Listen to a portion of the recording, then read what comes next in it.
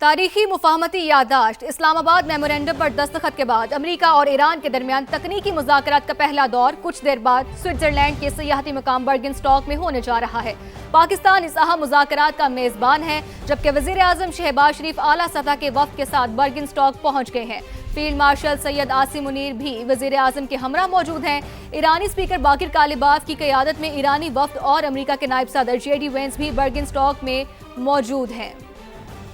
ٹھیک ہے، بات چیت کی میز کچھ دیر میں سجے گی۔ مشرق وسطیٰ میں پائیدار امن کے لیے یہ پاکستان کی بے مثال اور غیر معمولی سفارتکاری اور ثالثی کا ہی نتیجہ ہے کہ امریکہ اور ایران کی 47 سال پرانی دشمنی دوستی میں بدل رہی ہے۔ اسی اہم ایشو پر بات کرنے کے لیے ہمارے ساتھ موجود ہیں ہمارے تجزیہ کار۔ ہمیں پینل پہ جوائن کیا عابد لطیف صاحب نے اور احمد سعید منہاس صاحب نے۔ بہت شکریہ، آپ نے سما کو اپنا قیمتی وقت دیا۔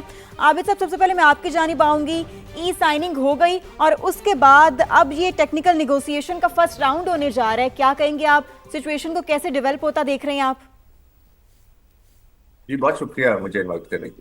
جی دیکھیے، یہ جو مذاکرات کا جو سیکنڈ فیز شروع ہے MOU سائن ہونے کے بعد، میں سمجھتا ہوں یہ بہت امپورٹنٹ ہے جی، اور اس کی کچھ انڈیکیشنز اور سگنلز بھی آپ کو نظر آئے ہیں، کیونکہ جو تینوں جو پہلے پارٹی، فرسٹ پارٹی اور سیکنڈ پارٹی یعنی USA اور ایران کی اگر آپ ٹیمز دیکھیں تو وہ آلریڈی وہاں پہ ہیں، ان کی ٹیکنیکل ٹیمز ہیں، ان کے ٹیکنیکل ایکسپرٹس ہیں، اور وہ بڑی تعداد میں ہیں۔ جیسے وہ پہلے جب اسلام آباد میں یہ مذاکرات ہوئے تھے تو یہاں پہ آئے تھے۔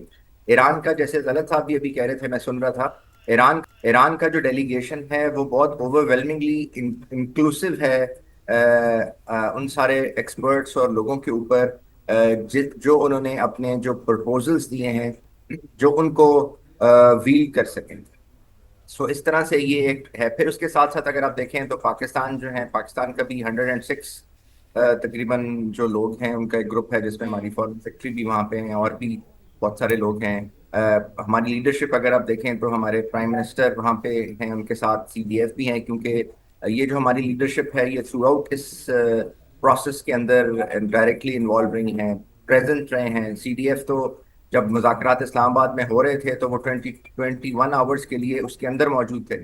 سو ایک بیک گراؤنڈ کے ساتھ، ایک ساری چیزوں کے ساتھ، اور پھر آپ دیکھیں پاکستان نے ایون جو اپنا فیڈ بیک لوپ ہے وہ بھی ایکٹیو رکھا۔ آج جب یہ کل پرائم منسٹر صاحب جا رہے تھے اور یہ ابھی ڈیٹس اس کی دوبارہ اناؤنس ہوئی تھیں، تو اس وقت بھی جو ہمارے انٹیریئر منسٹر ہیں محسن نقوی، وہ ایران میں بیٹھے ہوئے تھے، تو وہاں سے بھی ایک طرح سے کنیکٹیوٹی جو تھی وہ چل رہی تھی۔ سو ان اے وے ایک بہت ہی مؤثر طریقے سے جو یہ سارا سسٹم اور یہ جو اب انفولڈ ہو رہا ہے، اب اس کا جو یہ سیکنڈ فیز ہے، اس کے اندر ظاہر ہے ایک فریم ورک ڈیسائیڈ کیا جائے گا جی۔ اس کے اندر ڈفرینٹ جو ٹیکنیکل چیزیں ہیں، ڈفرینٹ جو پروپوزلس ہیں، اس کے اوپر ڈیفینیٹلی ڈفرینٹ گروپس بنیں گے جو شاید ورکنگ گروپس ہوں گے۔ ان ورکنگ گروپس مل کے پھر وہ ایک فریم ورک بنائیں گے، اور اس فریم ورک کی بیس پہ جو پیرینیل پیس ہے، یعنی پرماننٹ پیس ہے، اس کی طرف سفر شروع ہوگا۔ اور یہ 60 ڈیز اسی لیے رکھے گئے ہیں۔ تو میں سمجھتا ہوں جی بہت خوش آئند ہے، اور یہ ایک بہت ہی تکریم کا مقام ہے جو اللہ تعالیٰ نے پاکستان کو عطا کیا ہے۔ It is really a historic moment۔ بالکل، پاکستان کے لیے بہت ہی ہسٹورک مومنٹ ہے۔ عابد لطیف صاحب ہمارے ساتھ ہی رہے گا۔ احمد سعید منہاس صاحب، آپ کی جانب آنا چاہوں گی۔ آپ ہی کہے گا کہ اب تو پاکستان کی مثالیں دی جاتی ہیں کہ اگر سفارتکاری کرنی ہے تو پاکستان کی طرح کرو، تو پاکستان کے وقار کو آج کی جو میز سجنے والی ہے مذاکرات کی، آپ کس حد تک بلند ہوتا دیکھ رہے ہیں پاکستان کے وقار کو؟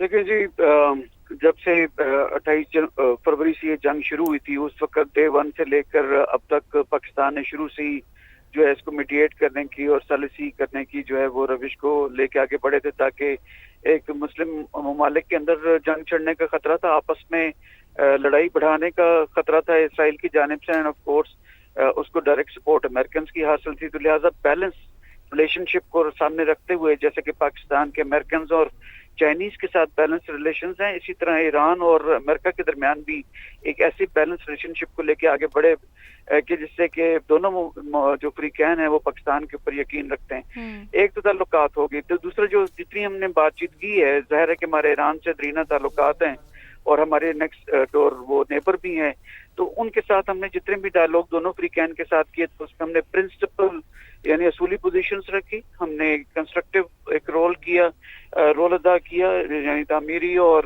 اس کے ساتھ بیلنس رہے اور کسی بھی قسم کی بائسنس ہم نے شو نہیں کی۔ تو لہٰذا دونوں فریقین نے پاکستان کے اوپر जो है वो ट्रस्ट किया और हमारी दी जाने वाली सजेशंस के ऊपर हमेशा उसको मतलब बैक भी कहा, और यही वजह है कि हमने पहले जंगबंदी की अचीव की, अब इनफॉर्मल ये जो मेमोरेंडम ऑफ अंडरस्टैंडिंग साइन हुआ है 17 तारीख को, जिसका मतलब है कि लीडरान अब दोनों ममालिक ये चाहते हैं या पब्लिक भी चाहती है कि अब इसका कोई लीगल फ्रेमवर्क की शक्ल दी जाए, किसी ट्रीटी की लीगल वैल्यू भी हो। तो इसीलिए फिर वर्किंग ग्रुप्स अब टेक्निकल ग्रुप्स बैठेंगे और वो बातचीत करेंगे। तो ओवरऑल पाकिस्तान के इस पर जो स्टेचर है, क्योंकि ये कॉम्प्लेक्स इंटरडिपेंडेंट वर्ल्ड है, इसमें आपका जो सोशल मीडिया वॉरियर्स आजकल लगे हुए हैं कि इन हाउस देखें और बाहर से पहले बाहर की चीजों को छोड़ें, ये ऐसा नहीं होता। जब कॉम्प्लेक्स इंटरडिपेंडेंट वर्ल्ड आप कोई भी एक्शन लेते हैं इवन डोमेस्टिक लेवल के ऊपर, तो रिपरकशन उसकी इंटरनेशनल लेवल के ऊपर आती हैं। तो आप इंटरनेशनली अगर कोई चीज करेंगे तो उसके डिविडेंड्स डोमेस्टिक लेवल के ऊपर ट्रांसलेट होते हैं। तो यही वजह है कि फील्ड मार्शल आसिम मुनीर साहब और प्राइम मिनिस्टर साहब, जिनकी तारीफें दोनों फ्री कैन के लीडर रन करते रहे हैं, उनकी मौजूदगी इस बात का मतलब है कि पाकिस्तान ने कमेटी ऑफ नेशंस के अंदर एक अहम मकाम हासिल किया, और जो एक जिस लेंस के जरिए दुनिया इंडिया को देखा करती थी, खैर वो बुग़्ज़ चाइना के सिलसिले में था, लेकिन अब वही चीज रेलीगेट हो गई है इनटू फेवर ऑफ पाकिस्तान। बिल्कुल दुरुस्त फरमा रहे हैं आप अहमद सिंध मिन्हाज साहब। पाकिस्तान ने बहुत ही ऑब्जेक्टिव शटल डिप्लोमेसी की है, जिसके समरात पूरी दुनिया तक पहुंच रहे हैं। हमारे साथ रहेगा हमें अब्दुल्ला हमीद गुल साहब ने भी ज्वाइन किया, उनको भी शामिल गुफ्तगू करते हैं। अब्दुल्ला साहब बहुत शुक्रिया, आपने समा को अपना कीमती वक्त दिया। अब्दुल्ला साहब कहिएगा कि टेक्निकल निगोसिएशन का अगला राउंड अब से कुछ देर बाद होने जा रहा है, कैसे एनालाइज करें इस सारी सिचुएशन को आप?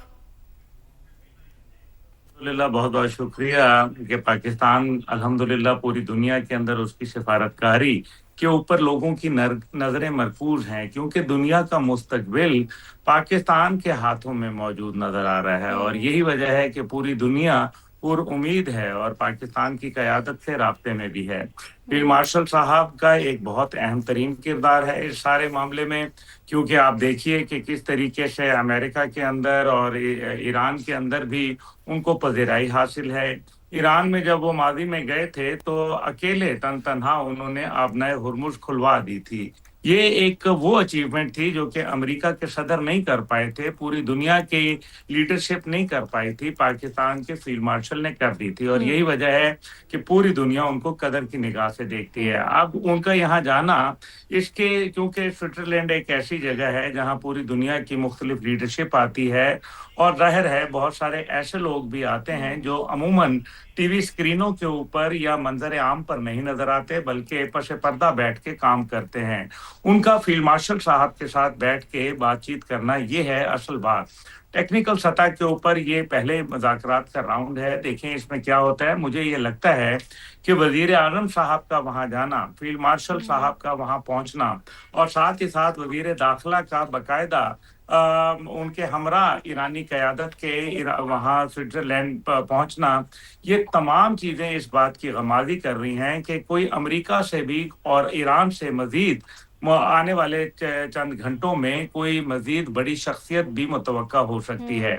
क्योंकि बहरहाल हमें ये ज़रूर देखना है कि ये जो दो शख्सियात गई हैं, ये बहुत इनका कद काठ है और ये ऐसे नहीं जाते होते। बहुत सारे डिप्लोमेसी के पीछे पर्दे होते हैं, उनके पीछे बहुत सारे राज होते हैं और उनके अंदर मामलात तय होते हैं। इसलिए मेरा ख्याल ये है कि क्योंकि जैरेड कुशनर और स्टीव विटकॉफ जो हैं, वो तो आपको पता है कि उनका कोई सियासी मुस्तकबिल तो ऐसा डोनाल्ड ट्रंप साहब की कुर्बत की वजह से अपना काम कर रहे हैं, लेकिन जो जेडी वेंस हैं, जिनका शुरू से मस्बत किरदार था, और आपको याद है कि जेडी वेंस आने के लिए भी तैयार थे, लेकिन बाज़ नागुज़ीर वजूहात की बुनियाद के ऊपर और लबनान के ऊपर हमलों की वजह से वो फिर एक तातुल का शिकार हो गया था। आप अगर याद करें कि जब पहली दफ़ा पाकिस्तान तशरीफ ला रहे थे तो उस टाइम पे कहा गया था कि लबनान शामिल नहीं है, और उसके ऊपर ईरानी वफ्द ने वहाँ से आने से इनकार कर दिया था, माजरत कर ली थी। उसके बाद वजीर आज़म पाकिस्तान का एक ट्वीट आया जिसके अंदर कहा गया कि जी लबनान भी शामिल है इसके अंदर, और उसके बाद फिर ईरानी वफ्द को जो है वो हमने पाकिस्तान की फ़ज़ा के अंदर देखा। अब ये तमाम चीज़ें अगर हम इसको इस अंदाज में लें कि ये अभी जो सूरत हाल बन रही है, इसके अंदर मैं ये समझता हूँ कि जेडी वेंस का वहाँ मौजूदगी किसी भी मजीद पुख्ता मुआहदे के ऊपर एक बहुत अहम किरदार अदा करेगी, क्योंकि एक मुआहदा जो पुख्ता सूरत हाल के ऊपर होगा, उसके अंदर नायब सदर जेडी वेंस इसलिए भी जरूरी है कि वो मुस्तकबिल की सियासत के अंदर एक अहम शख्सियत के तौर पर उभर रहे हैं, मुस्तकबिल के सदारती उम्मीदवार हैं, और ईरानी क़यादत ये चाहती है कि वो उनके साथ बैठें ताकि ये ना हो कि नया कोई सदर आए, जिस तरह से JCPOA का मुआहदा हुआ और उसके बाद पता चला कि वो मुआहदा कैंसिल हो गया डोनाल्ड ट्रंप ने। तो वो कहते हैं कि अगर हम जेडी वेंस के साथ मुआहदा करें तो उसका मुस्तकबिल ये होगा कि मुस्तकबिल में जेडी वेंस का एक अहम किरदार होगा और हमारे उस मुआहदे की गारंटी हो जाएगी। ये वो तमाम चीजें हैं जिनके ऊपर मैं सोचता हूं कि जेडी वेंस, जिनका जहाज वहां तैयार भी खड़ा हुआ था और उनको ज्यादा से ज्यादा 5 घंटे लगेंगे अमेरिका से पहुंचते हुए, क्योंकि ये इनके स्पेशल जहाज होते हैं, तो ये मुमकिन है कि मुझे कोई खुशबू महसूस हो रही है कि हमारे फील्ड मार्शल और हमारे वजीर आजम की मौजूदगी इस बात की तरफ इशारा कर रही है कि वहाँ कोई बड़ी शख्सियत भी उसकी आमद हो सकती है।